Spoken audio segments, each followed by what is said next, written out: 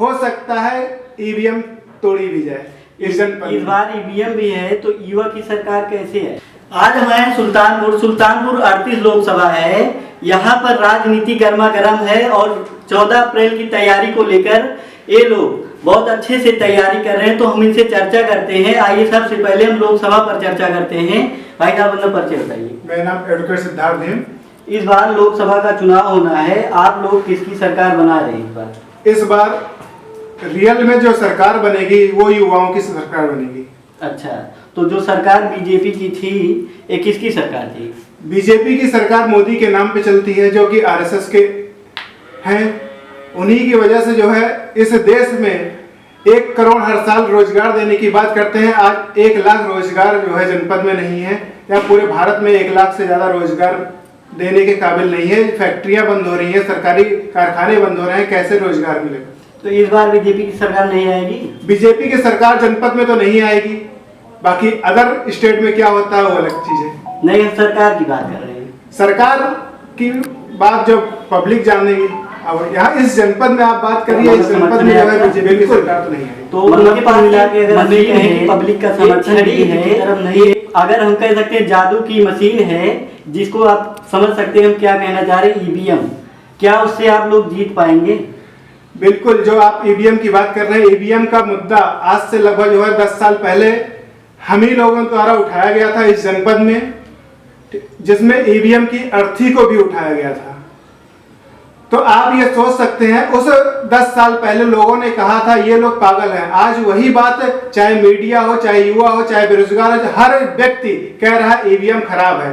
तो ये मानने को मुझे नहीं जरूरत है कि हम लोग कह रहे थे, ये जनता जान रही है। ईवीएम के द्वारा इस देश में घोटाले पे घोटाले होते जा रहे हैं, घोटाले पे सरकार बनाई जा रही है। ईवीएम तो इस बार भी है, ईवीएम इस बार भी है। इस बार जो उसकी जो पर्ची निकल रही है उसी की लड़ाई लड़ी जा रही है। अगर हो सकता है ईवीएम तोड़ी भी जाए इस जनपद। इस बार ईवीएम भी है तो युवा की सरकार कैसे आएगी? तो क्योंकि 10 साल पुराना जो मशीन था आज भी वही है और मोदी भी वही है, तो सरकार हम कैसे माने की बदल जाएगी? जिस तरीके से अंतरराष्ट्रीय इलेक्शन होते आए हैं, जैसे अमेरिका, चाइना, जापान, जो बड़े बड़े जो अपने आप को मशीनरी देश कहते हैं, उन देशों में यदि ईवीएम बैन हो सकता है तो इस भारत देश में इस जो चुनाव है प्रेजेंट लोकसभा का है, इसमें भी ईवीएम को हटाया जा सकता है। कुल मिलाकर युवाओं का कहना है कि अगर सरकार सही है, कहती है कि हमें पब्लिक सपोर्ट कर रही है, तो ईवीएम हटाकर एक बार देखना चाहिए। बिल्कुल, मोदी को। आपका कहना यही है? बिल्कुल बिल्कुल। चलिए हम 14 अप्रैल पर थोड़ा सा चर्चा करते हैं। भाई साहब अपना परिचय बता दीजिए। मेरा नाम आशीष प्रताप गौरी है। हम लोग एक संगठन चलाते हैं, राष्ट्रीय युवा एकता मिशन। उसी के संदर्भ में हम लोग ने विगत वर्षों की बात हम लोग इस वर्ष भी राष्ट्रीय युवा एकता मिशन की तरफ से एक हम लोग मंच लगाते हैं।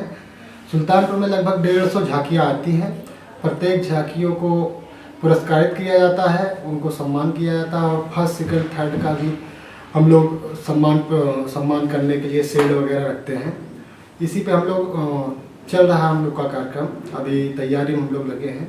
कार्यक्रम अच्छा ही है। आपका जो मंच है, जो ग्रुप है, पब्लिक के लिए है, किसके लिए बनाए हैं आप लोग? समाज के लिए। समाज के लिए क्या किया है आपका मंच आज तक?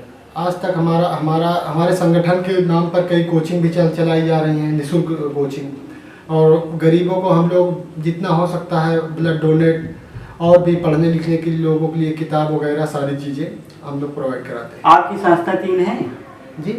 संस्थाएं कितनी? कोचिंग संस्था हमारी कोचिंग संस्था अभी 7 कोचिंग चल रही है, वो भी निःशुल्क कोचिंग। कहाँ पर है? लम्बुआ पाड़ेपुर में है, भट्टा में है, और इधर हमारे ग्राम सभा दही मुबारकपुर में। कोचिंग सेंटर का नाम बता सकते हैं? राष्ट्रीय युवा एकता मिशन के नाम से चलते हैं। सभी का नाम यही है जी।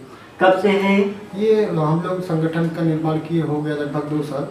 2 साल से पहले से हम लोग प्रयास करते थे, लेकिन अब संगठन बना लिए, एक मंच मिल गया युवाओं को, उसी के आधार पर चल।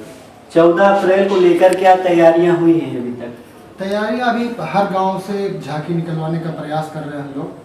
गांव में जा के बाबा साहब के बारे में लगभग सब लोग जानते हैं। हम लोग प्रयास कर रहे हैं संविधान गांव-गांव तक पहुंचेगा, तभी आने वाला कल अच्छा होगा। अच्छा, लोकसभा का चुनाव होना है, भाई साहब ने बताया कि युवाओं की सरकार आएगी, तो कुल मिलाकर वो किस ओर खींच रहे थे वो तो सबको पता है, तो आप किस तरफ जाएंगे?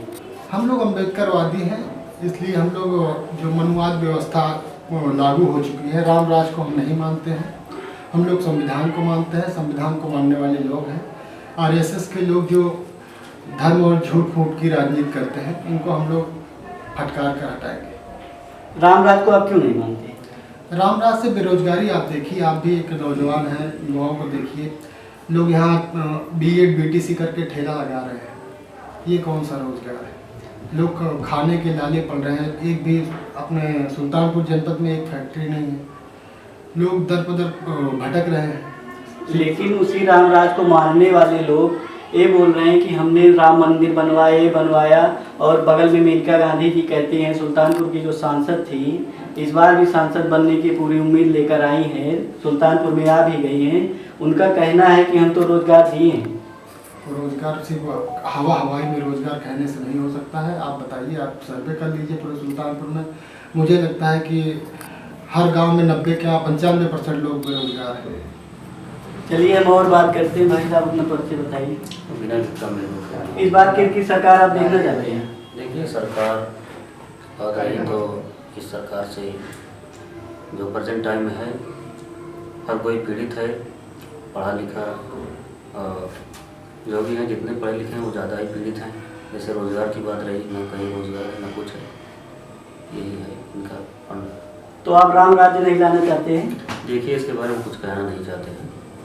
आप ही लोग तो आवाज़ उठाएंगे तभी तो बदलेगी सरकार, वो बात तभी तो युवाओं को वो मिलेगा बात ठीक रोजगार। है, काम किया जा रहा है, लेकिन हम इस पर चर्चा नहीं करना चाहते हैं। और ज़मीनी स्तर से हम लोग वर्क कर रहे हैं, जो है युवाओं को जगाने का काम कर रहे हैं।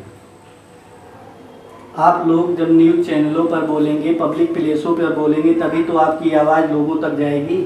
आप लोग जब डरेंगे, नहीं बोलेंगे, तो कैसे बदलेगी? नहीं, डरने वाली बात नहीं है। अगर डरना ही होता तो कोट ना पहनते, क्योंकि हम लोग ही हैं कि जो भी घटनाएं घट रही हैं मजबूती से खड़े होते हैं। तो ऐसा नहीं है।